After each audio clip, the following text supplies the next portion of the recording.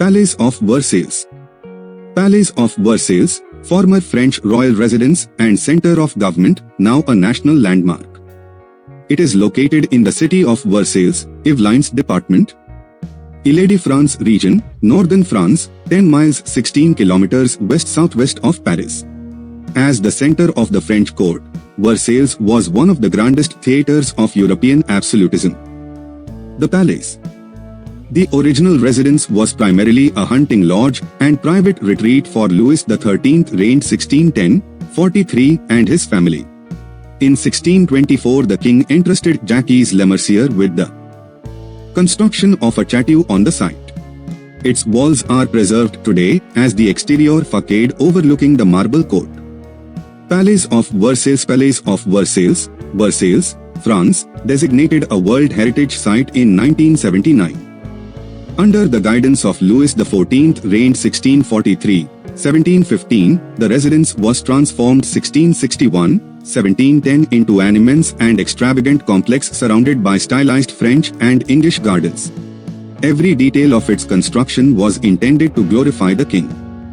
The additions were designed by such renowned architects as Jules Hardouin-Mansart, Robert D. Cott, and Louis Lebrun. Charles Lebrun oversaw the interior decoration. Landscape artist André Lenotre created symmetrical French gardens that included ornate fountains with magically still water, expressing the power of humanity, and specifically, the king, over nature. To the east of the palace is the Place d'Armes, a wide plaza that in the 21st century served mainly as a parking lot to accommodate the thousands of tourists who visited Versailles each day. In the center of the Place d'Armes, facing the Avenue de Paris, is a bronze equestrian statue of Louis XIV. Originally located at the apex of the Court of Honor, the statue was relocated to the Place d'Armes in 2009 after an extensive restoration. To the west is the Gate of Honor, a gilded iron gate and stone balustrade that marks the main entrance to the palace complex. Beyond that lies the broad expanse of the Court of Honor, bounded on the north and south by the ministers' wings, outbuildings constructed in the 1680s to house the king's secretaries of state. The Royal Gate, an elaborate gold leaf gate, separates the Court of Honor from the Royal Court at the location where the Louis XIV statue once stood. Unveiled in 2008, the Royal Gate partially recreates a gate that was designed by Hardouin-Mansart in the 1680s and was destroyed during the French Revolution. Some art historians criticized the Royal Gate as a modern interpretation of the original rather than a true restoration, but it served an undeniably valuable role in directing visitor traffic. Flanking the Royal Court to the south is the Dufour Pavilion, while the Gabriel Pavilion lies to the north. Both areas were extensively remodeled in the 21st century to serve as visitor reception centers. Beyond the Royal Court is the Marble Court, so named for the distinctive black and white marble tiles that adorn the terrace floor. Dozens of marble busts, depicting Roman deities and emperors, adorn the facades overlooking the court, and the central buildings of the palace complex rise around it. The ground floor of the central building was reserved for key members of the royal family. Located there are the apartments of the Dauphin, and the daughters of Louis XV. The private apartments of the Queen, Marie Antoinette, and the living quarters of the Captain of the Guard are also found on the ground floor.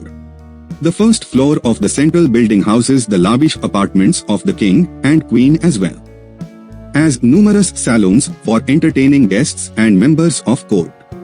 The Bullseye Salon, named for its distinctive oval window, was the anteroom where courtiers waited until the king rose. It leads to the bedroom in which Louis XIV died, and that Louis XV occupied from 1722 to 1738.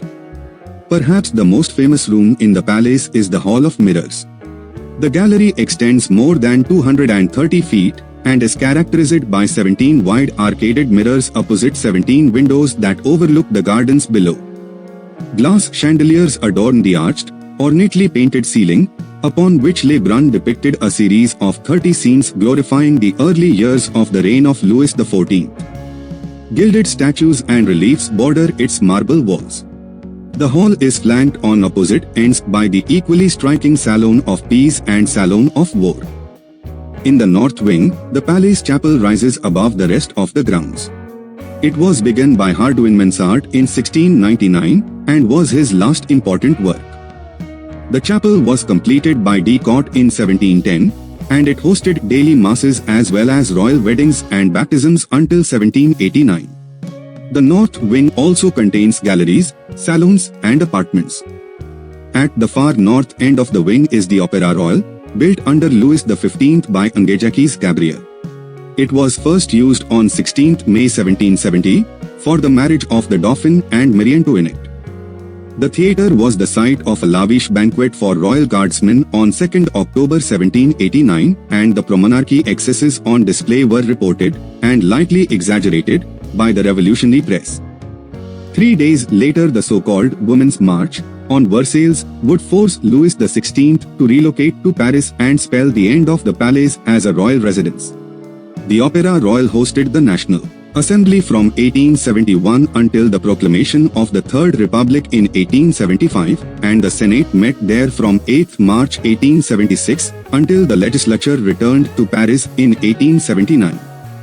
The south wing was nicknamed the Prince's Wing, as the Princes du Sang, Princes of the Blood, were given quarters there.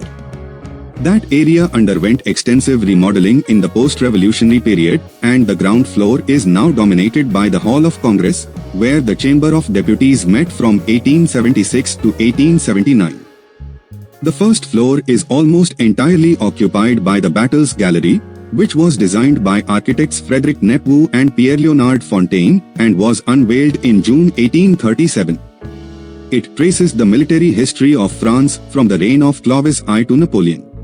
Dozens of paintings depict key battles, and the hall contains more than 80 busts of celebrated military leaders. The Gardens. The Gardens of Versailles were planned by André Le Notter, perhaps the most famous and influential landscape architect in French history. Behind the palace, the ground falls away on every side from a terrace adorned with ornamental basins, statues, and bronze groups. Directly west of the terrace is the Latona Fountain, designed by Le Notter and sculpted by Gaspard and Balthazar Marcy. The fountain depicts the events of Ovid's Metamorphosis. The Royal Walk extends westward from the palace. A broad avenue centered on the grass of the green carpet, it is flanked by rows of large trees and ends at the spectacular Fountain of Apollo. Beyond the fountain, the line of walk is continued by the Grand Canal, a 200-foot 60-meter wide 1 mile 1.6 kilometer long waterway. During Louis XIV's tenure at Versailles, Venetian gondolas traversed the Grand Canal, and modern visitors to the palace can ply the Seine waters in small rowboats. To the south of the terrace, raised flower beds lead to a pair of staircases that flank the orangery, a grove planned by Hardouin Mansart in 1685 that includes more than 1,000 trees. Palm, pomegranate, lemon, and orange are among the varieties represented, with tropical and subtropical species being moved indoors during winter months. Beyond the orangery is the Swiss Lake, an artificial lake that replaced a stretch of problematic marshland that was known to the ancient regime as the Étang Stinking Pond. North of the terrace, manicured ornamental gardens slope gently down to the water walk, a path lined with bronze sculptures and geometric topiaries and bordered by imposing hedgerows. The path concludes at the Dragon Fountain, which features a spray of water that rises nearly 90 feet into the air. Beyond this lies the Neptune Fountain, built by Le Notter between 1679 and 1681. The crescent-shaped fountain is remarkable for its fine sculptures and the enormous volume of water projected by its 99 jets.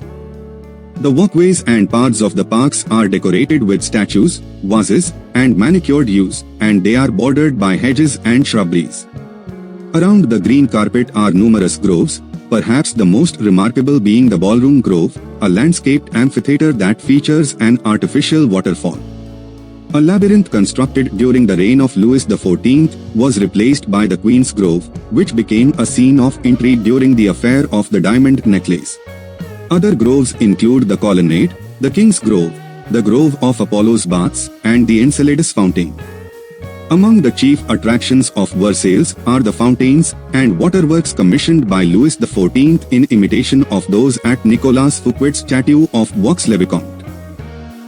Because of the scarcity of water at Versailles, elaborate waterworks were constructed at Marly-le-Roi to tap the Seine, but part of the supply thus obtained was diverted to the newly erected royal château at Marly. Vast sums of money were spent and many lives were lost in an attempt to bring water from the Eure, but work was stopped as a result of the War of the Grand Alliance.